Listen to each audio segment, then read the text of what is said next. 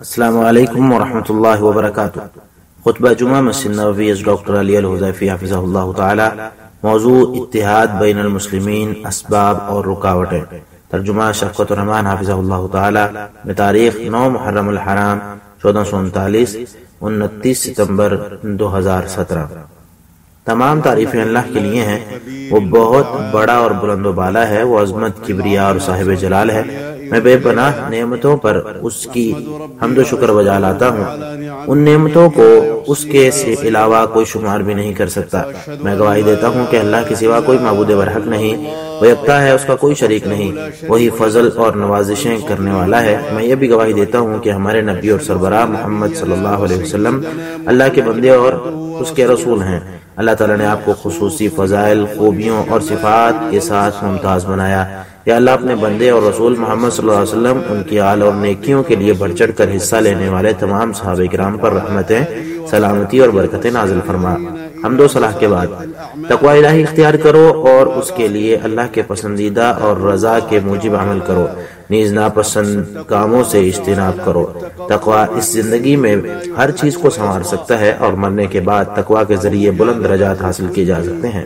فرمان باری تعالیٰ ہے، اور جو تقوی الہی اختیار کرے تو اللہ اس کے معاملات آسان فرما دیتا ہے۔ سورۃ الطلاق آیت 4۔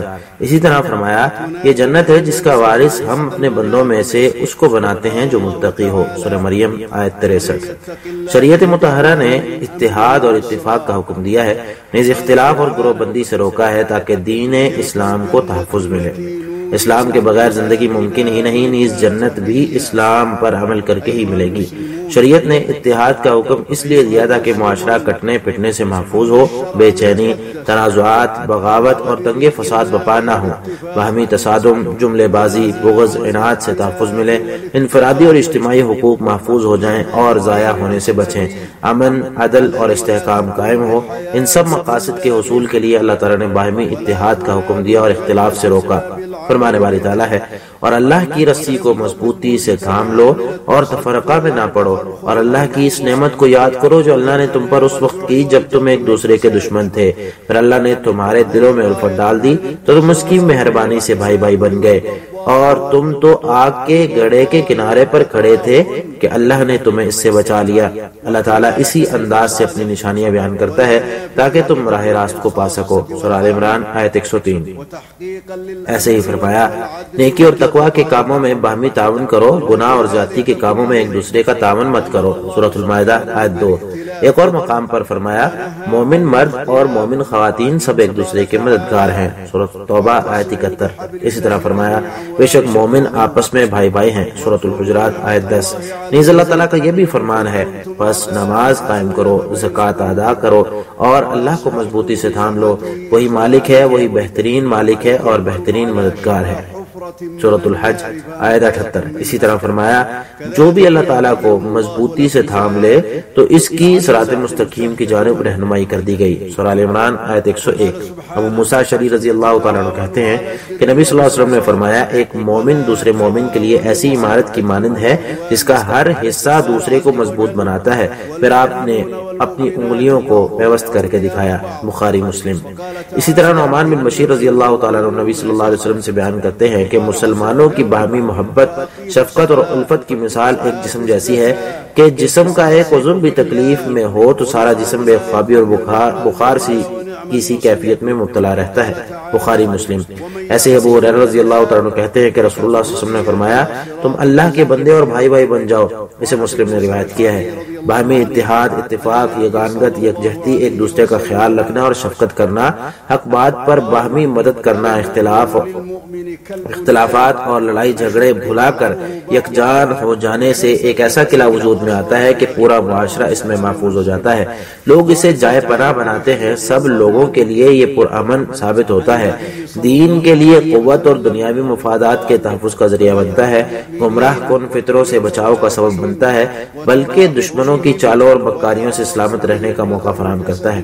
نیز اللہ تعالیٰ نے بھی معاشرے میں مضبوط تعلق اور ایک دوسرے کا خیال رکھنے کا حکم دیا ہے، جبکہ قطع تعلقی، منافرت، لڑائی جھگڑوں، اختلافات، انتشار اور شر کے دروازے کھولنے سے منع کرتے ہوئے فرمایا، نیز تم ان لوگوں کی طرح نہ ہو جانا جو فرقوں میں بٹ گئے اور روشن دلائل آ جانے کے بعد آپس میں اختلاف کرنے لگے، یہی لوگ ہیں جن کے لیے عظیم عذاب ہوگا۔ سورہ آل عمران آیت 105۔ ایسے ہی فرمایا تنازعات میں مت پڑو، تم ناکام ہو جاؤ گے اور تمہاری ہوا تک اکڑ جائے گی۔ سورۃ الانفال آیت 46۔ اسی طرح فرمایا اور مشرکین میں سے مت بنو جنہوں نے اپنے دین الگ الگ کر لیے اور خود گروہوں میں بٹ گئے، اب ہر گروہ اپنے پونجی پر خوش ہے۔ سورۃ الروم آیت 31-32۔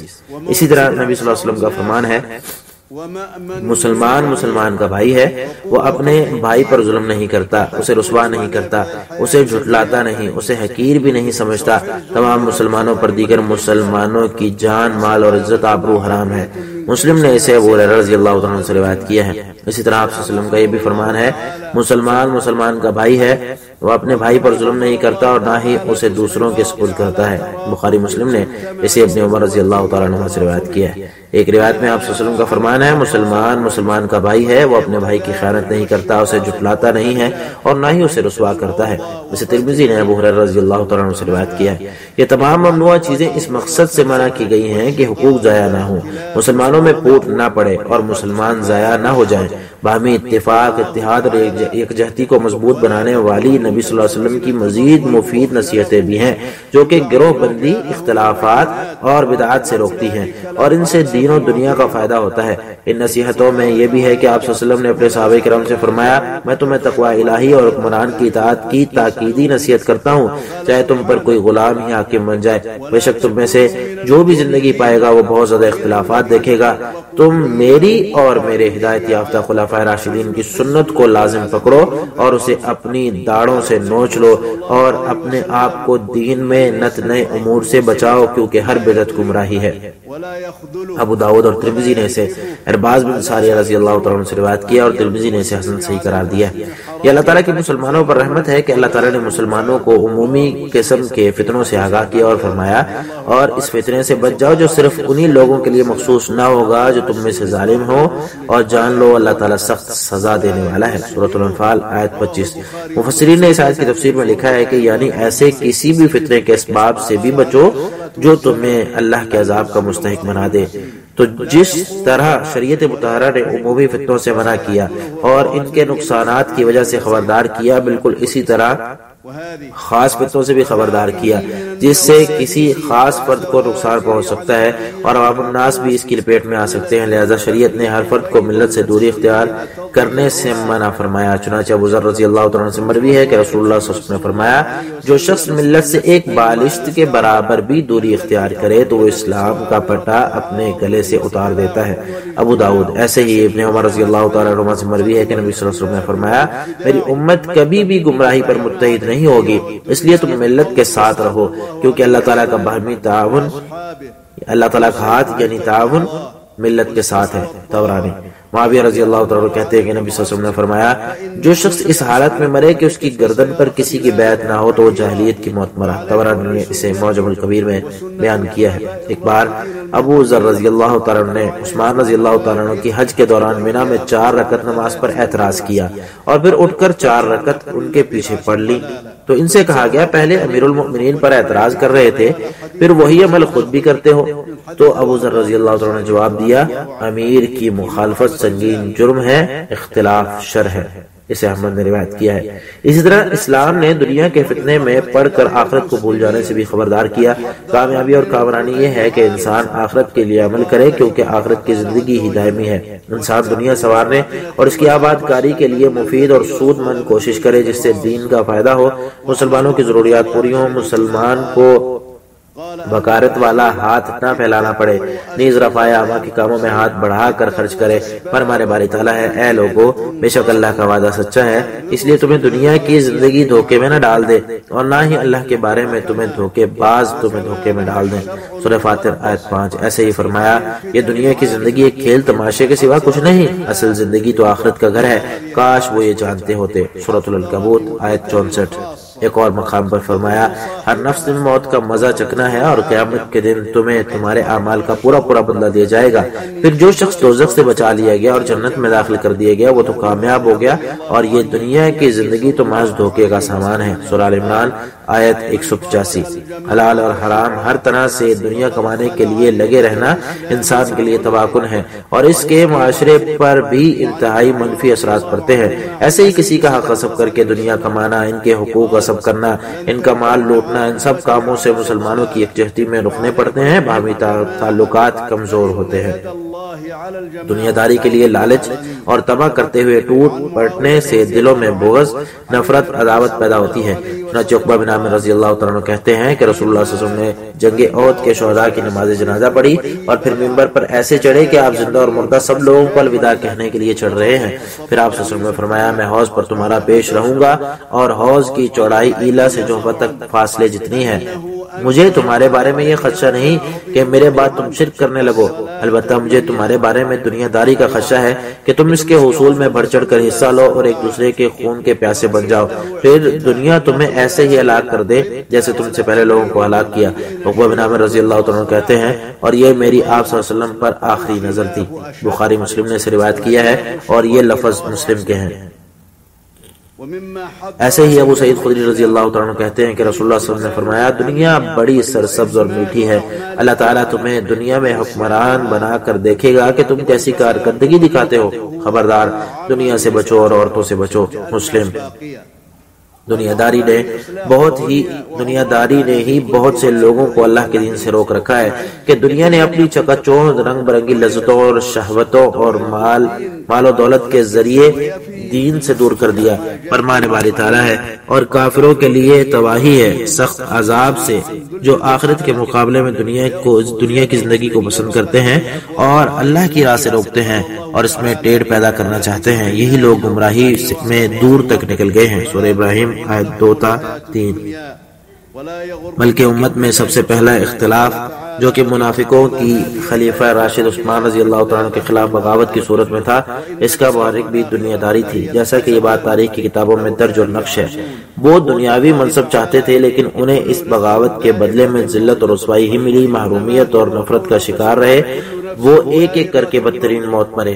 اللہ تعالیٰ ہم سب کو اپنی پناہ میں رکھے۔ اللہ تعالیٰ کا فرمان ہے، ان کی چاہتوں اور ان کے درمیان پردہ حائل کر دیا گیا، جیسے اس سے پہلے بھی ان جیسوں کے درمیان ان کے ساتھ کیا گیا تھا۔ سورہ سبا آیت 54۔ عہد نبوت سے دور آج کے زمانے میں دنیا بہت سے لوگوں کے لیے فتنہ بن چکی ہے، لوگ اسی کے پیچھے لڑ کر جھگڑ رہے ہیں۔ باہمی رابطے اور اخوت کا قیام بھی دنیاوی مفادات کے لیے ہے، دنیا کے لیے سب اکٹھے ہو جاتے ہیں۔ دشمنی، قطع تعلقی اور نفرت بھی دنیا کی وجہ سے ہوتی ہے۔ لوگوں کی قدر منزلت بھی دنیا داری کے اعتبار سے دی جاتی ہے، ان کے ہاں دنیا عوض سے بڑھ کر کچھ نہیں، اسی لیے اللہ کے لیے محبت کم ہی لوگ کرتے ہیں۔ ابن عباس رضی اللہ عنہ کہتے ہیں کہ اکثر لوگوں کے تعلقات آج دنیا پر مبنی ہیں اور اس کا لوگوں کو کوئی فائدہ نہیں ہوگا۔ اسے ابن جریر رحمہ اللہ نے روایت کیا ہے۔ دنیا کے فتنے سے بچاؤ کے لیے مسلمان پروردگار کے ہاں دنیا کی قدر و منزلت پہچانے، کیونکہ اللہ تعالیٰ سے زیادہ دنیا کی حقیقت کوئی نہیں جانتا۔ پھر یہ بھی دیکھیں کہ رسول اللہ صلی اللہ علیہ وسلم کے ہاں اس دنیا کی قدر کتنی تھی، جیسا کہ سہل بن سعد رضی اللہ عنہ کہتے ہیں کہ نبی صلی اللہ علیہ وسلم نے فرمایا، اگر اللہ تعالیٰ کے ہاں دنیا کی قدر و قیمت مکھی کے پر کے برابر بھی ہوتی تو اللہ تعالیٰ کسی کافر کو ایک گھونٹ پانی بھی نہیں پلاتا۔ اسے ترمذی نے روایت کیا اور صحیح قرار دیا ہے۔ اسی طرح مہاجرین اہل صفہ کے حالات یاد کریں، ان کا زہد دیکھیں، جیسا کہ ابو ہریرہ رضی اللہ عنہ کہتے ہیں، میں نے 70 ایسے اہل صفہ دیکھے جن میں سے کوئی بھی ایسا نہیں تھا جس کے پاس چوگا بھی ہو، یا تو صرف تہبند یا چادر تھا جسے انہوں نے گردن سے باندھ رکھا ہوتا تھا۔ کچھ کی چادریں نصف پنڈلی تک ہوتی تھیں اور کچھ کی ٹخنوں تک، تو وہ اپنے ہاتھوں سے چادر پکڑ لیتا تاکہ کہیں کسی کی شرمگاہ پر نظر نہ پڑ جائے۔ بخاری۔ ایسے ہی ابو سعید خدری رضی اللہ عنہ کہتے ہیں کہ میں غریب مہاجر صحابہ کی ایک ٹولی میں بیٹھ گیا تو کچھ مہاجرین برہنہ ہونے سے بچنے کے لیے دوسروں کے پیچھے چھپنے لگے۔ اسی دوران میں نبی صلی اللہ علیہ وسلم آ گئے اور ہمارے پاس کھڑے ہو کر فرمایا، غریب مہاجرین روز قیامت مکمل روشنی پانے پر خوش ہو جاؤ، تم جنت میں مالدار لوگوں سے آدھا دن پہلے چلے جاؤ گے اور اس کی مقدار 500 سال ہوگی۔ اسے ترمذی نے اور ابو داؤد نے روایت کیا اور یہ لفظ ابو داؤد کے ہیں۔ مسلمانوں، تم پر انہی مہاجرین کے جہاد کی وجہ سے دنیا کھول دی گئی، اس لیے اس نعمت پر اس کا شکر ادا کرو، اسی کی عبادت کرو، اس کی نافرمانی مت کرو۔ دنیا سے بے رغبتی اور زہد لڑائی جھگڑوں اور تنازعات سے بچنے کا بہترین ذریعہ ہے۔ نبی صلی اللہ علیہ وسلم کا فرمان ہے، دنیا سے بے رغبت ہو جاؤ تو اللہ تم سے محبت کرے گا، اور لوگوں کے پاس جو بھی ہے اس سے بے رغبت ہو جاؤ تو لوگ بھی تم سے محبت کریں گے۔ ابن ماجہ نے اسے سہل بن سعد ساعدی رضی اللہ تعالیٰ عنہ سے روایت کیا، اور نووی رحمہ اللہ کہتے ہیں یہ حدیث حسن ہے۔ تو زہد یہ ہے کہ آپ حرام سے بے رغبت ہو جائیں اور اسے ترک کر دیں۔ اللہ تعالیٰ نے آپ کو جتنا دیا ہے اس پر قناعت کریں اور آخرت کے لیے کام کریں۔ دنیا کی جانب مائل مت ہوں اور دنیا سے دل مت لگائیں۔ لوگوں کی املاک پر نظر رکھنے سے اپنے آپ کو روکیں، اور اللہ تعالیٰ نے لوگوں کو جو کچھ عطا کیا ہے اس پر حسد مت کریں۔ مسلمانوں، اگر آپ یہ چاہتے ہیں کہ معاشرہ محفوظ ہو، ان میں باہمی اتحاد اور تلاطم خیز فتنوں کے سامنے قوی اور ثابت قدم ہو، ہمارا معاشرہ دشمنوں کی چال بازیوں کو ملیا میٹ کرے، ہر شریر کی خرابیوں کو ختم کرے، تو حکمرانوں کی سلف صالحین کے طریقے کے مطابق خیر خواہی کریں، انہیں نصیحت کریں، تاکہ ہمیشگی کے ساتھ اللہ تعالیٰ کے فرمان پر عمل ہو، اور نیکی کے کاموں میں باہمی تعاون کرو۔ سورۃ المائدہ آیت 2۔ اسی طرح آپ صلی اللہ علیہ وسلم کا فرمان ہے، بے شک اللہ تعالیٰ تمہارے لیے 3 چیزیں پسند فرماتا ہے، تم اسی کی عبادت کرو اور اس کے ساتھ کسی کو شریک مت ٹھہراؤ۔ نمبر 2، اللہ کی رسی کو مضبوطی سے تھام لو اور فرقہ واریت میں مت پڑو۔ نمبر 3، جسے اللہ تعالیٰ تمہارا حکمران بنا دے اس کی خیر خواہی کرو۔ مسلم نے ابو ہریرہ رضی اللہ تعالیٰ عنہ سے روایت کیا ہے، اللہ تعالیٰ کا فرمان ہے، اے ایمان والو، اللہ کی اور اس کے رسول کی اطاعت کرو اور اپنے حکمرانوں کی۔ پھر اگر کسی بات پر تمہارے درمیان جھگڑا پیدا ہو جائے تو اگر تم اللہ اور آخرت کے دن پر ایمان رکھتے ہو تو اس معاملے کو اللہ اور اس کے رسول کی طرف پھیر دو، یہی طریقہ کار بہتر اور انجام کے لحاظ سے اچھا ہے۔ سورہ النساء آیت 59۔ اللہ تعالیٰ میرے اور آپ سب کے لیے قرآن کریم کو خیر و برکت والا بنائے، مجھے اور آپ سب کو اس کی آیات سے مستفید ہونے کی توفیق دے، اور ہمیں سید المرسلین صلی اللہ علیہ وسلم کی سیرت اور ٹھوس احکامات پر چلنے کی توفیق دے۔ میں اپنی بات کو اسی پر ختم کرتے ہوئے اللہ تعالیٰ سے اپنے اور تمام مسلمانوں کے گناہوں کی بخشش چاہتا ہوں، تم بھی اسی سے گناہوں کی بخشش مانگو۔ دوسرا خطبہ۔ تمام تعریفیں اللہ کے لیے ہیں جو غالب حکمت، حلم اور نہایت رحم کرنے والا ہے۔ میں اپنے رب کی نعمتوں پر اسی کا شکر گزار ہوں جنہیں وہی شمار کر سکتا ہے۔ میں گواہی دیتا ہوں کہ اللہ کے علاوہ کوئی معبود برحق نہیں، وہ یکتا ہے، اس کا کوئی شریک نہیں، وہ بلند و بالا اور عظمت والا ہے۔ میں یہ بھی گواہی دیتا ہوں کہ ہمارے سربراہ اور نبی جناب محمد صلی اللہ علیہ وسلم اس کے بندے اور رسول ہیں۔ اللہ تعالیٰ نے آپ کے ذریعے صراط مستقیم کی جانب رہنمائی فرمائی کہ اللہ اپنے بندے اور رسول محمد، ان کی آل اور آپ کے ٹھوس منہج پر چلنے والے صحابہ کرام پر اپنی رحمت، سلامتی اور برکت نازل فرما۔ حمد و صلاح کے بعد خلوت اور جلوت میں اللہ سے ڈرو، کیونکہ تقوی الہی موجودہ نعمتوں کے لیے تحفظ اور غیر موصول نعمتوں کے حصول کا ضامن ہے۔ فرمانے والی تعالیٰ ہے، اے ایمان والو، اللہ سے ڈرتے رہو اور بات صاف سیدھی کیا کرو، اللہ تعالیٰ تمہارے کام سنوار دے گا اور تمہارے گناہ معاف کر دے گا۔ اور جس شخص نے اللہ اور اس کے رسول کا کہا مان لیا اس نے بڑی کامیابی حاصل کر لی۔ سورۃ الاحزاب آیت 70 تا 71۔ مسلمانوں، اسلام نے جن چیزوں سے منع کیا ہے ان میں زبان کی تباہ کاریاں بھی شامل ہیں، کیونکہ غلط بات اور غلط تحریر بھی بسا اوقات صفوں میں انتشار اور اتحاد کو تار تار کر سکتی ہیں، ان سے منافرت پیدا ہو سکتی ہے، حوث پرستی میں انسان مبتلا ہو سکتا ہے اور حق بات سے گمراہ کر سکتی ہے، اس سے اختلافات وسعت پکڑتے ہیں۔ آپ صلی اللہ علیہ وسلم کا فرمان ہے، جو بھی اللہ اور آخرت کے دن پر ایمان رکھتا ہے تو وہ اچھی بات کرے یا خاموش ہو جائے۔ اسے بخاری مسلم نے ابو ہریرہ رضی اللہ تعالیٰ عنہ سے روایت کیا ہے۔ جس وقت نبی صلی اللہ علیہ وسلم نے فتنوں سے خبردار کیا تو کئی بار واضح کیا کہ باطل باتیں کرنے میں تباہی ہی تباہی ہے۔ آپ صلی اللہ علیہ وسلم کا فرمان ہے، فتنوں میں زبان کی کاٹ تلوار سے زیادہ ہوتی ہے۔ ترمذی اور ابو داؤد نے اسے عبداللہ بن عمر رضی اللہ تعالیٰ عنہ سے روایت کیا ہے۔ نیز آپ صلی اللہ علیہ وسلم کا یہ فرمان بھی ہے، زبان کو فتنے میں دھکیلنا تلواریں چلنے کی مانند ہے۔ اسے ابو داؤد نے ابو ہریرہ رضی اللہ عنہ سے روایت کیا ہے۔ یہ آپ صلی اللہ علیہ وسلم کی امت پر شفقت تھی کہ فتنے کو بجھانے کا طریقہ بتلا دیا۔ اللہ کے بندو، امن، استحکام اور خوشحالی کی نعمت کو دائمی بناؤ، اس کے لیے اللہ تعالیٰ کی خوب بندگی کرو اور حرام کاموں سے بچو۔ فرمانے والے تعالیٰ ہے، اس گھر کے پروردگار کی عبادت کریں جس نے انہیں بھوک میں کھلایا اور دہشت سے امن عطا کیا۔ سورہ قریش آیت 3 تا 4۔ اللہ کے بندو، یقیناً اللہ اور اس کے فرشتے نبی پر درود بھیجتے ہیں، اے ایمان والو تم بھی ان پر درود و سلام پڑھو۔ سورۃ الاحزاب آیت 56۔ آپ صلی اللہ علیہ وسلم کا فرمان ہے، جو شخص مجھ پر ایک بار درود پڑھے اللہ اس پر 10 رحمت نازل فرماتا ہے، اس لیے سید الاولین والآخرین اور امام المرسلین پر درود و سلام پڑھو۔ اللهم صل على محمد وعلى ال محمد كما صليت على ابراهيم وعلى ال ابراهيم انك حميد مجيد. اللهم بارك على محمد وعلى ال محمد كما باركت على ابراهيم وعلى ال ابراهيم انك حميد مجيد وسلم تسليما كثيرا. یا اللہ ہدایت یافتہ خلفائے راشدین ابو بکر عمر عثمان علی تمام صحابہ کرام سے راضی ہو جا. یا اللہ ان کے ساتھ ساتھ اپنی رحمت سخاوت اور کرم کے صدقے ہم سے بھی راضی ہو جا. یا ارحم الراحمین. یا اللہ اسلام اور مسلمانوں کو غالب فرما. یا اللہ اسلام اور مسلمانوں کو غالب فرما. یا اللہ کفر اور کافروں کو ذلیل و رسوا فرما. یا اللہ اسلام اور مسلمانوں کو غالب فرما. یا اللہ اسلام مسلمانوں کے دلوں میں الفت ڈال دے. یا رب العالمین. یا اللہ جن کی آپس میں ناچاکیاں ہیں ان کے مابین صلح فرما دے. انہیں سلامتی والے راستوں کی جانب گامزن فرما. یا ذل جلال والاکرام. یا اللہ اپنی رحمت کے صدقے ہم سب مسلمانوں کو تیرے دین کی سمجھ عطا فرما. بے شک تو ہی ہمارا معبود حقیقی جاننے والا اور حکمت والا ہے. یا اللہ کفر اور کافروں کو ذلیل و رسوا فرما. یا اللہ کفر اور کافروں کو ذلیل و رسوا فرما.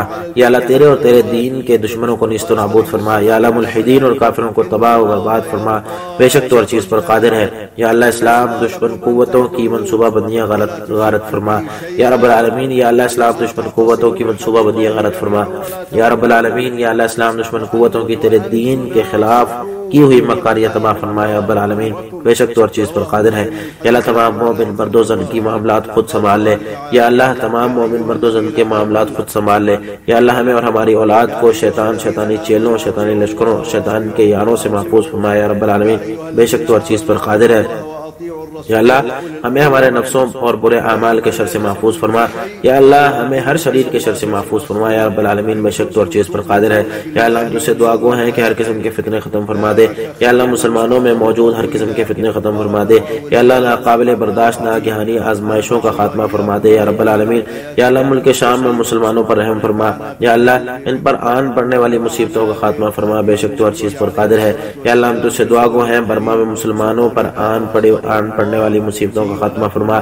یا اللہ یا ذل جلال والاکرام. پوری دنیا میں تیرے دین کی وجہ سے مسلمانوں پر آن پڑنے والی سختیاں اور تکالیف ختم فرما دے. یا رب العالمین. بے شک تو ہر چیز پر قادر ہے. یا اللہ مسلمانوں کو حق بات پر متحد فرما. بے شک تو ہر چیز پر قادر ہے. یا رب العالمین. یا اللہ امت محمدیہ پر رحم فرما. یا اللہ ہمارے ملک کو ہر قسم کے شر اور منفی سرگرمیوں سے محفوظ فرما. یا اللہ ہمارے ملک کی جارحین کی جارحیت سے حفاظت فرما. ظالموں کے شر سے حفاظت فرما. ظالموں کی چال بازیوں سے حفاظت فرما. یا رب العالمین. بے شک تو ہر چیز پر قادر ہے. یا اللہ ہمارے فوجیوں کی حفاظت فرما.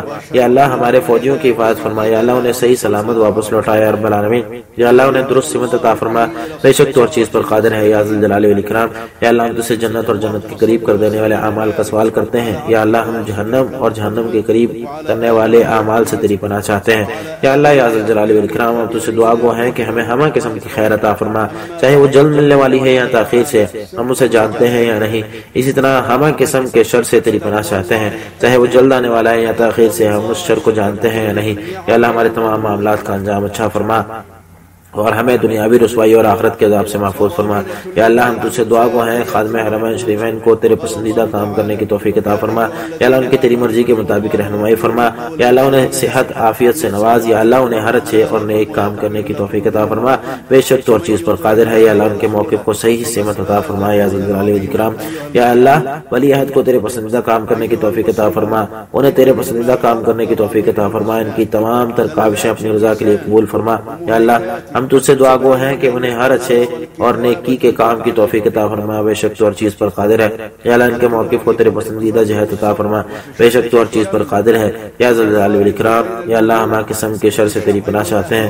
وہ جلد آنے والا ہے یا تاخیر سے. ہمارے پروردگار ہمیں دنیا میں بھلائی عطا فرما اور آخرت میں بھلائی عطا فرما اور ہمیں جہنم کے عذاب سے محفوظ بنا. اللہ کے بندو اللہ تعالیٰ تمہیں عدل احسان اور قریبی رشتہ داروں کو دینے کا حکم دیتا ہے اور تمہیں فحاشی اور برائی اور سرکشی سے روکتا ہے. اللہ تعالیٰ تمہیں باز کرتا ہے تاکہ تم نصیحت پکڑو. عظمت و جلال والے اللہ کا کثرت سے ذکر کرو. اس کی نعمتوں پر شکر ادا کرو. وہ تمہیں اور زیادہ عنایت کرے گا. اللہ کا ذکر بہت بڑی عبادت ہے اور اللہ تعالیٰ تمہارے سب کاموں سے باخبر ہے. فقال اللسان فيها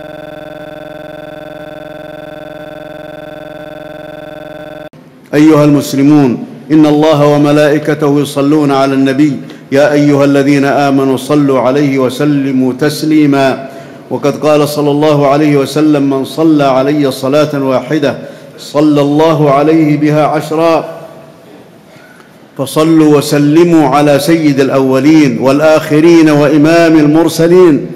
اللهم صل على محمد وعلى آل محمد كما صليت على إبراهيم وعلى آل إبراهيم إنك حميد مجيد. اللهم بارك على محمد وعلى آل محمد كما باركت على إبراهيم وعلى آل إبراهيم إنك حميد مجيد، وسلم تسليما كثيرا. اللهم وارض عن الخلفاء الراشدين الأئمة المهديين أبي بكر وعمر وعثمان وعلي، وعن الصحابة أجمعين ومن تبعهم بإحسان إلى يوم الدين. اللهم وارض عنا معهم بمنك وكرمك ورحمتك يا أرحم الراحمين. اللهم ارض عنا معهم بمنك وكرمك ورحمتك يا أرحم الراحمين. اللهم أعز الإسلام والمسلمين، اللهم أعز الإسلام والمسلمين وأذل الكفر والكافرين. اللهم أعز الإسلام والمسلمين، اللهم ألف بين قلوب المسلمين يا رب العالمين، وأصلح ذات بينهم واهدهم سبل السلام يا ذا الجلال والإكرام.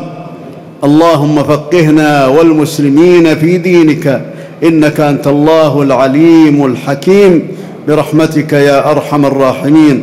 اللهم أذل الكفر والكافرين، اللهم أذل الكفر والكافرين ودمر أعداءك أعداء الدين. اللهم دمر الملحدين والكفر إنك على كل شيء قدير. اللهم أبطل مخططات أعداء الإسلام يا رب العالمين، اللهم أبطل مخططات أعداء الإسلام يا رب العالمين. اللهم أبطل مكر أعداء الإسلام يا رب العالمين التي يكيدون بها للإسلام، إنك على كل شيء قدير. اللهم تول أمر كل مؤمن ومؤمنة، وتول أمر كل مسلم ومسلمة.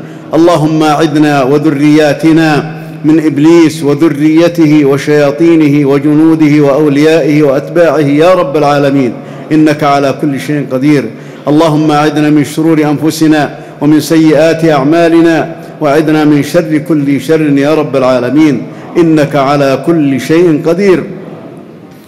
اللهم إنا نسألك أن ترفع البلاء، اللهم ارفع ما نزل بالمسلمين من البلاء والنوازل التي لا يطيقونها يا رب العالمين. اللهم ارحم المسلمين في الشام، اللهم ارفع عنهم ما نزل بهم، إنك على كل شيء قدير. اللهم إنا نسألك أن ترفع المسلمين ما نزل بهم في بورما. اللهم يا ذا الجلال والإكرام ارفع عن المسلمين ما نزل بهم من الشدائد والكربات في كل مكان اضطهدوا فيه من أجل دينك يا رب العالمين، إنك على كل شيء قدير. اللهم اجمع كلمتهم على الحق، إنك على كل شيء قدير يا رب العالمين. اللهم ارحم أمة محمد صلى الله عليه وسلم. اللهم احفظ بلادنا من كل شر ومكروه، اللهم احفظ بلادنا من عدوان المعتدين ومن شر الظالمين وكيد الظالمين وعدوان الظالمين يا رب العالمين، إنك على كل شيء قدير. اللهم احفظ جنودنا، اللهم احفظ جنودنا وردهم سالمين غانمين يا رب العالمين، وسددهم، إنك على كل شيء قدير يا ذا الجلال والإكرام. اللهم إنا نسألك الجنة وما قرب إليها من قول وعمل، ونعوذ بك من النار وما قرب إليها من قول أو عمل. اللهم يا ذا الجلال والإكرام نسألك من الخير كله عاجله وآجله ما علمنا منه وما لم نعلم، ونعوذ بك من الشر كله عاجله وآجله ما علمنا منه وما لم نعلم. اللهم احسن عاقبتنا في الأمور كلها، وأجرنا من خزي الدنيا وعذاب الآخرة. اللهم إنا نسألك أن توفق خادم الحرمين الشريفين، اللهم وفق خادم الحرمين الشريفين لما تحب وترضى. اللهم وفقه لهداك واجعل عمله في رضاك. اللهم ارزقه الصحة يا رب العالمين. اللهم أعنه على كل خير، إنك على كل شيء قدير. اللهم سدد آراءه يا ذا الجلال والإكرام. اللهم وفق ولي عهده لما تحب وترضى. اللهم وفقه لهداك واجعل عمله في رضاك. اللهم إنا نسألك أن تعينه على كل خير، إنك على كل شيء قدير، وأن تسدد آراءه لما تحب وترضى، فإنك قادر يا ذا الجلال والإكرام. اللهم إنا نعوذ بك من الشر كله عاجله وآجله. ربنا آتنا في الدنيا حسنة وفي الآخرة حسنة وقنا عذاب النار. عباد الله، إن الله يأمر بالعدل والإحسان وإيتاء ذي القربى وينهى عن الفحشاء والمنكر والبغي يعظكم لعلكم تذكرون. فاذكروا الله العظيم الجليل يذكركم واشكروه على نعمه يزدكم ولذكر الله أكبر والله يعلم ما تصنعون.